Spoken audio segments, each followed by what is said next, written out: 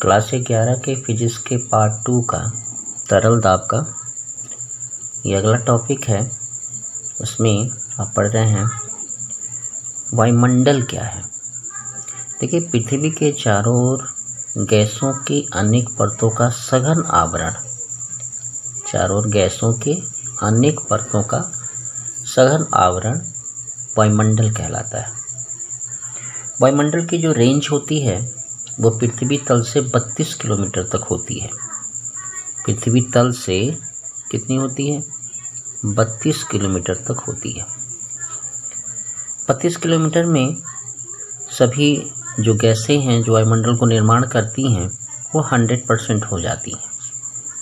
ठीक है, या ये कह लीजिए कि 99% हो जाती हैं।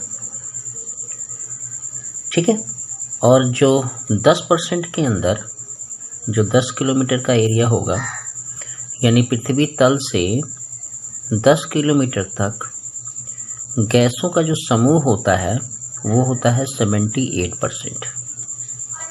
ठीक है, तो जैसे कि हम ये दिखाएं कि ये पृथ्वी है, इसके चारों तरफ ये आपका गैसों का एक समूह है जिसमें nitrogen, oxygen, hydrogen, argon, carbon dioxide और नियॉन हीलियम होते हैं। ठीक है, तो एक क्रम हम आपको दे देते हैं।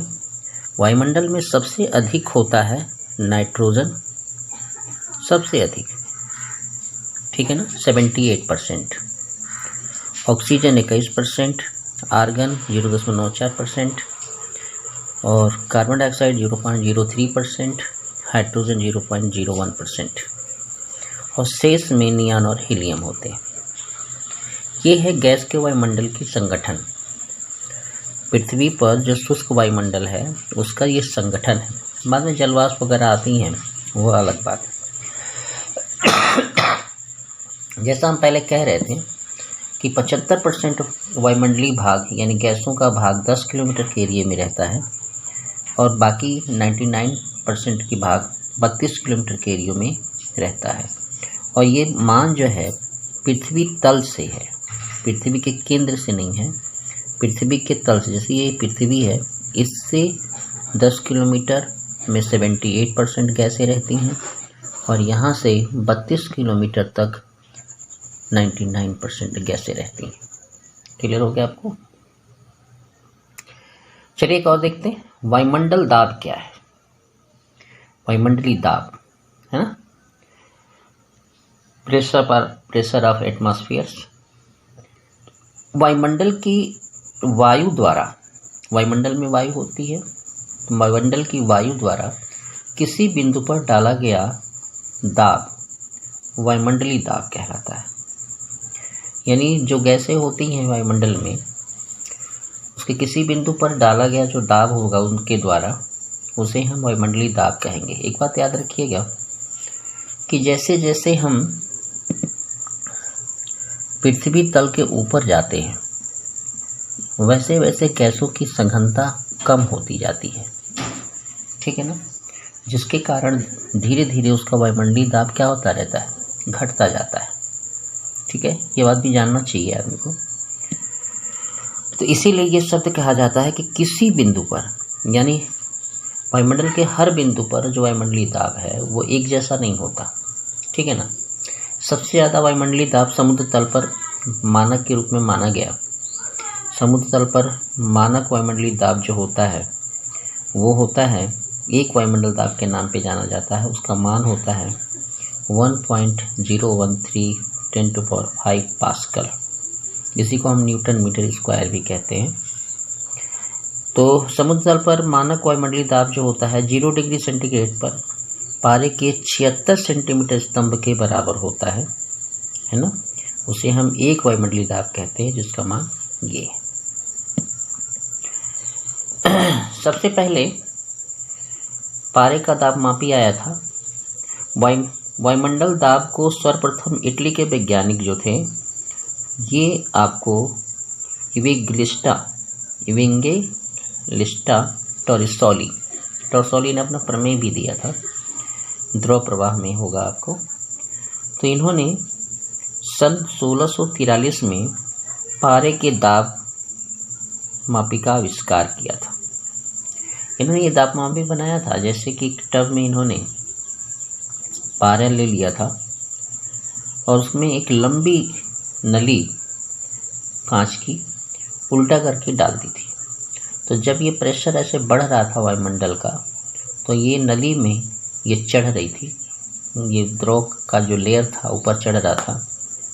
तो उन्होंने ये देखा कि 0 डिग्री सेंटीग्रेड पर, ठीक है, h ऊंचाई यानी 76 सेंटीमीटर ऊंचाई तक उसका तल चढ़ा है और उसी का जो मान था वो 1 वायुमंडल माना गया और यही मान 1.013 × 10⁵ पास्कल का रहा। ठीक है, उसके बाद हम लोग पढ़ते हैं पास्कल नियम के अनुप्रयोग। पास्कल नियम के अनुप्रयोग में 2 अनुप्रयोग था, हाइड्रोलिक लिफ्ट और हाइड्रोलिक ब्रेक। हाइड्रोलिक लिफ्ट के बारे में देखिए क्या होता है। इसमें ये एक नली है, इधर एक चौड़ी है और इधर पतली है।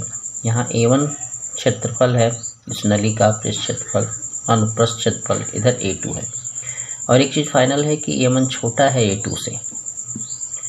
जब हम इस पर प्रेशर डालते हैं तो पास्कल नियम से डाला हुआ जो दाब है वो द्रव द्वारा चल करके यहाँ आता है और यहाँ आने के बाद चूँकि क्षेत्रफल ज़्यादा है, यहाँ का अनुप्रस्थ क्षेत्रफल ज़्यादा है, इसीलिए वो दाब क्या होता है, अधिक बल को प्रभावित करता है।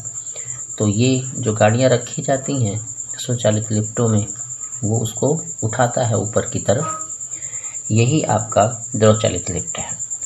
तो कह सकते हैं कि इसमें 3 अवयव हैं, पतली नली, संयोजक नली और चौड़ी नली। पतली नली पे अनुप्रस्थ का क्षेत्रफल कम, चौड़ी वाली पे ज़्यादा। यहाँ पे जो प्रेशर P1 डालते हैं F1/A1 के रूप में, यानी F1 लगाते हैं, प्रेशर P1 बनता है। तो द्रव इस प्रेशर को लेकर के इस नली तक पहुँचता है। जब इस पर जो बड़े अनुप्रस्थ क्षेत्रफल पर वो प्रेशर अप्लाई कराता है तो उसका बल क्या होता है, अपने आप बढ़ जाता है। ठीक है, जैसा हमने दिखाया है, जो प्रेशर यहाँ डाल रहे हैं वही प्रेशर यहाँ शो करेगा, लेकिन बल का प्रभाव कैसे बढ़ जाता है वो देख लीजिए कि जिसका पृष्ठ क्षेत्रफल ज़्यादा है उसका बल भी ज़्यादा है और जिसका पृष्ठ क्षेत्रफल कम है उसका बल कम है। यानी कम बल से अधिक भार वाली वस्तु का उपयोग हम करते हैं उठाने में, इसी को कहते हैं द्रव चालित लिफ्ट। उसके बाद है द्रव चालित ब्रेक। ब्रेक के बारे में समझिए। ब्रेक में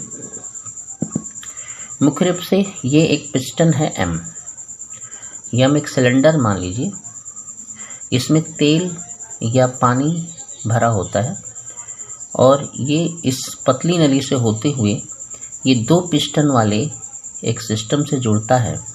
ये पहिया है। तो याद देखिए यहाँ पे एक चालित एक सिस्टम बनाया जाता है जिसके आगे ब्रेक स्विच लगाए जाते हैं। देखिए यहाँ पे ब्रेक स्विच हमने दिखाया है, इधर भी ब्रेक स्विच है आपका, है ना, लगाया जाता है।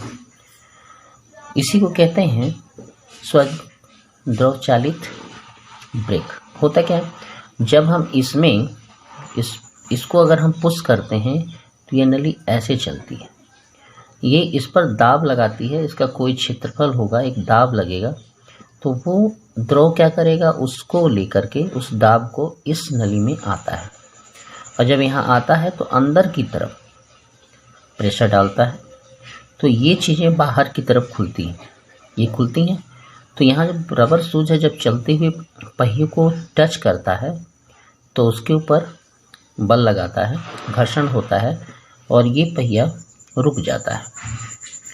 और जैसे ही हम यहाँ से पाँव हटाते हैं तो इसमें का द्रव फिर वापस चला जाता है और यहाँ लगा हुआ स्प्रिंग इन दोनों ब्रेक शूजों को खींच लेता है और फिर ब्रेक का लगना ख़त्म हो जाता है। ठीक है, यानी इसके कितने भाग हुए, एक हुआ ये पिस्टन, ये नली और एक ये पिस्टन और ये हाइड्रोलिक सिस्टम। ठीक है, तो हम फिर से बता देते हैं कि जब हम यहाँ से पैर से दबाते हैं तो इस पिस्टन से द्रव पर एक बल आरोपित होता है, वो दाब के रूप में द्रव द्वारा संचालित होकर के संचरित होकर के इस पिस्टन में आता है, ठीक है ना।